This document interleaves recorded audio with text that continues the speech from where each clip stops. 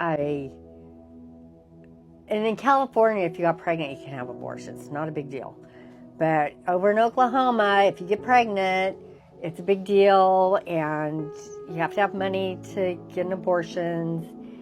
And somebody was too busy borrowing money from my mom to get abortions, so I didn't want to bother her with any money for an abortion.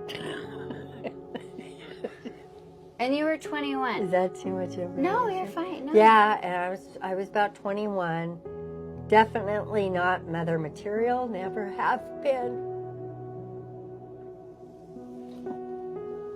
I probably never would have been a mother if I didn't get pregnant with Jamie in Oklahoma.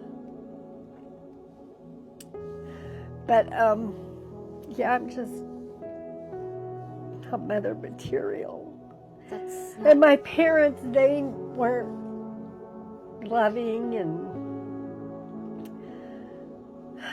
they did the best they could, but I don't even think they loved each other, to tell you the truth. Well, Dad loved Mom, but Mom didn't love Dad.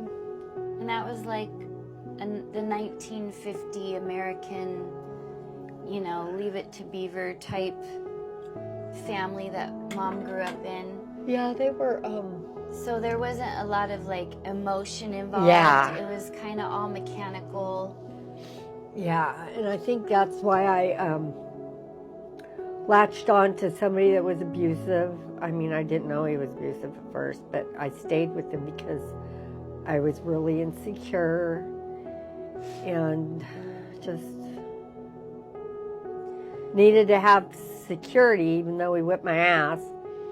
But then I know he loved me and he would take care of me until he would start drinking and get angry and beat me. Anyway, so what else? So you were, thanks for sharing that. I know that's really hard, Mom.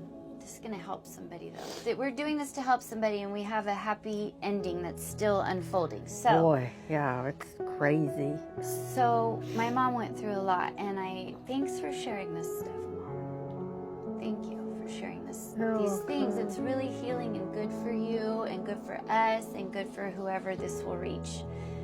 But you were speaking about, in Oklahoma, it was hard to have abortions and you needed money because you didn't feel like mom material and you were afraid was your reason that you were seeking to have an abortion, even though you were married, but you were very young, very afraid, and you were with an abusive man, and there was drugs involved. So you went to, how did that go?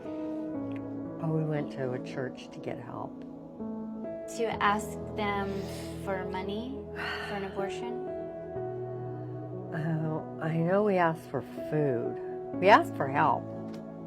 So we didn't grow up believers. There was no talk about Jesus or God. There was no such thing as... Well, your dad did. He did. Oh, in the early times of that? Let's see, where were we? Yeah, when you were...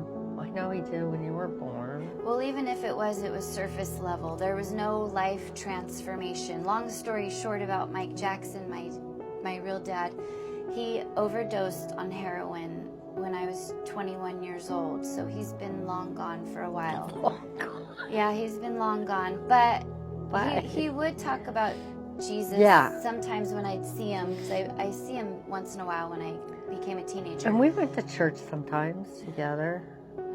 In another state. Christians. Must have been Oklahoma. We weren't. He would say he was.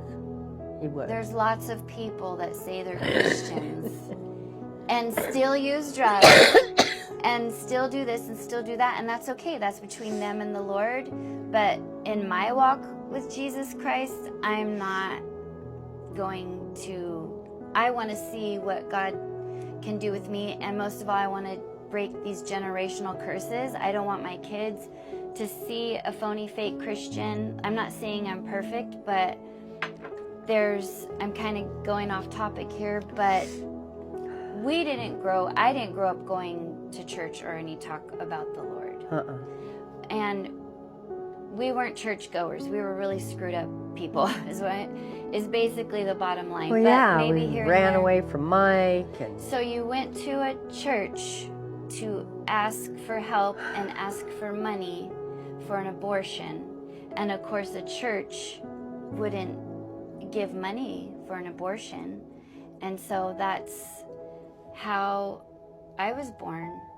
And when my mom just recently shared that with me, and I just thought that was so neat that even back then, remember in the Bible it says, before I formed you in your mother's womb, I knew you. So he knew my mom. He created my mom in her mother's womb, and then I was in her womb. But way back then, he was intervening to have life be born for his purposes, for his glory. And that's what we're doing right here, right now, in this time, giving God glory.